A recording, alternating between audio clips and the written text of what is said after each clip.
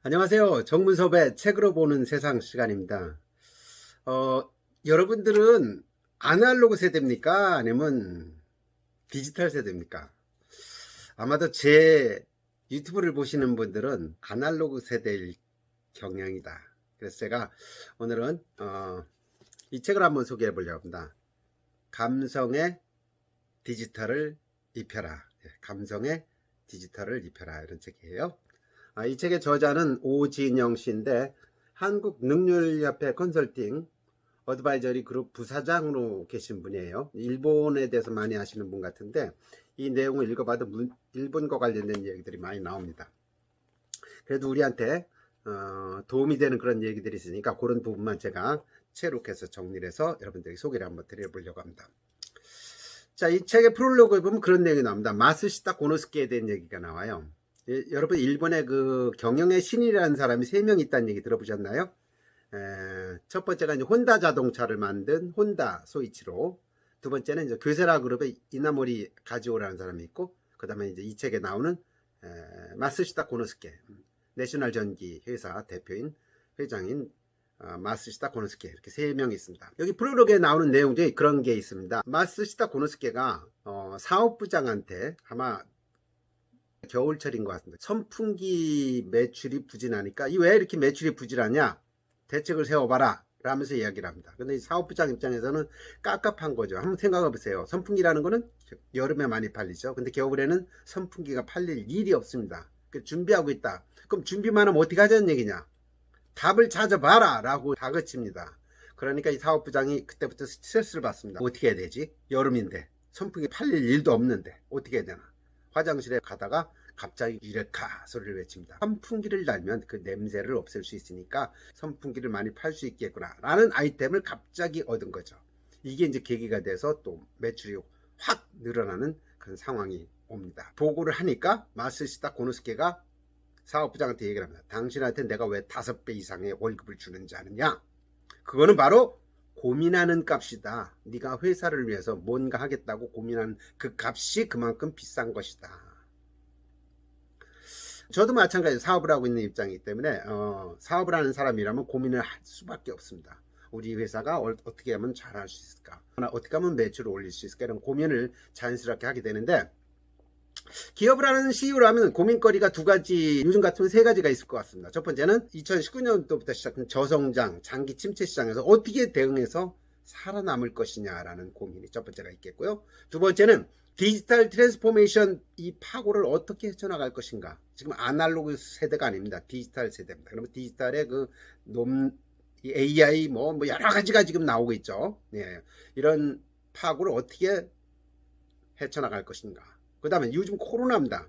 코로노믹스라는 말도 나왔습니다. 코로나가 만드는 경제 시대. 그래서 코로노믹스라는 말이 나오고 있는데, 그럼 코로노믹스, 코로나를 어떻게 극복할 것이냐, 포스트 코로나에 대한 대안, 이것이 CEO가 겪는 고민이 3가지가 될 것 같습니다.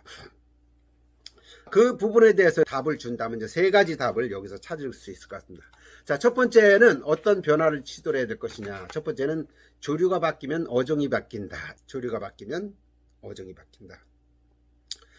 지구 온난화의 상황이 거의 한 100년 정도 흐르면서 지구 온도가 한 2도 정도 올라갔다 그래요. 그러면 해수면 온도는 1.5도가 올라갑니다. 해수면 온도가 올라간다는 얘기는 어종이 바뀐다는 얘기예요. 실제로 대한민국의 동해, 그 다음에 남해, 서해를 보면 예전에는 동해에서 제일 많이 잡은 게 명태입니다. 명태. 명태라는 노래도 있고 막 그랬었는데, 근데 요즘에는 동해에서 명태가 잡히지를 않습니다. 외려 오징어가 많이 잡힌다는 거죠. 또 남해에서는 옛날엔 쥐치포가 잡혔는데 지금은 고등어가 잡힌다고 해요. 서해에서는 참조기가 잡혔는데 요즘은 남해처럼 고등어가 잡힌다고 합니다. 자, 그러면 이제 어종이 바뀌었으니까, 어종이 바뀌면 어떻게 해야 됩니까? 조류가 바뀌니까 이제 어종이 바뀌는 거죠. 자, 조류가 바뀌었으니까 어종이 바뀐다. 그러면 어종이 바뀌면서 뭔가 또 다른 방책을 찾아야 된다는 게 여기서 얘기하는 논리입니다. 자, 삼성, 우리나라에서 가장 큰 회사라고 할 수 있겠죠. 현대와 같이. 근데 삼성이, 제가 젊었을 시절만 해도 삼성이 일본에 가서 뭘 배워온다는 얘기 참 많이 했습니다. 마스시다니, 뭐, 아까 얘기했던 경영의 신이란 고노스케, 내셔널 소니 이런 데 가서 엄청 3개월씩 가서 거기 가서 작업 과정을 배우고 이런 얘기들이 많이 나돌았습니다. 벤치마킹을 엄청나게 했다는 거죠. 근데 지금은 일본에 있는 소닉 아니면 이런 전자회사 10개를 다 합쳐도 삼성 매출밖에 안 된다고 합니다. 그만큼 삼성이 비약적인 발전을 했죠. 이 발전하게 된 배경을 보면은 여기서 바로 조리가 바뀌기 때문에 어종이 바뀐다는 이야기가 나옵니다. 자, 삼성에서 지금 매출을 가장 많이 올리고 있는 종목이 뭐가 있죠?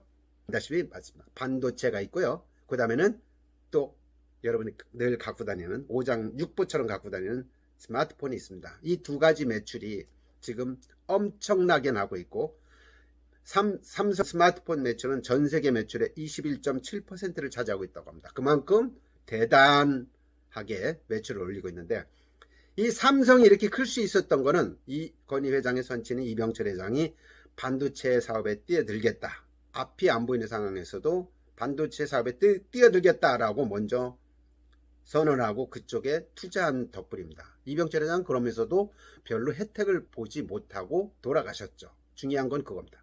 이건희 회장이 맡아서 1993년 뭘 합니까? 프랑크푸르트 선언합니다.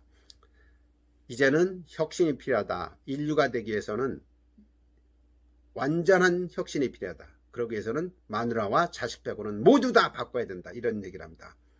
근데 이 얘기를 오해를 하고 삼성에 있는 사람들은 자식은 못 바꾸니까 마누라만 바꿨다. 이런 웃지 못할 이야기도 있습니다. 여하튼 그런 혁신을 시도를 하다 보니까 삼성이 일본을 제치고 이렇게 성장할 수 있었던 것이죠. 그래서 반도체와 스마트폰에 뛰어들었다는 것이 죄송합니다. 삼성의 어종을 바꿨다고 이렇게 보시면 될 것 같습니다. 자, 두 번째는요. 혁신을 혁신하라입니다. 혁신을 혁신하라. 방금 얘기했던 부분 먼저 말씀을 드렸는데 국제화 시대에 변하지 않으면 인류를 벗어날 수 없다. 인류가 되려면 어떻게 해야 되냐? 모든 것을 다 바꿔야 된다.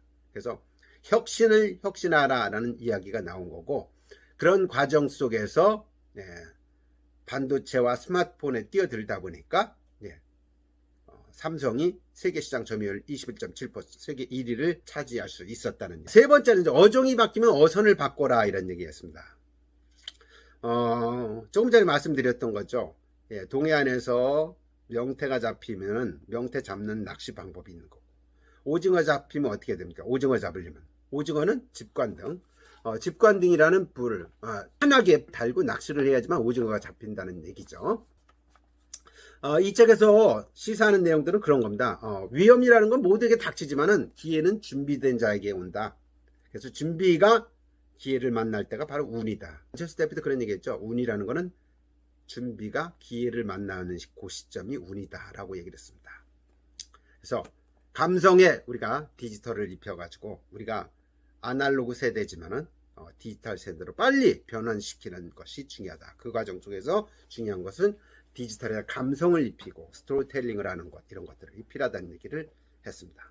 자, 도움이 되셨다면 구독, 좋아요 꼭 눌러주시고 그게 저한테 엄청난 힘이 된다는 말씀 드리면서 댓글 달아주시면 또 거기 준비하도록 하겠습니다. 여러분 감사합니다.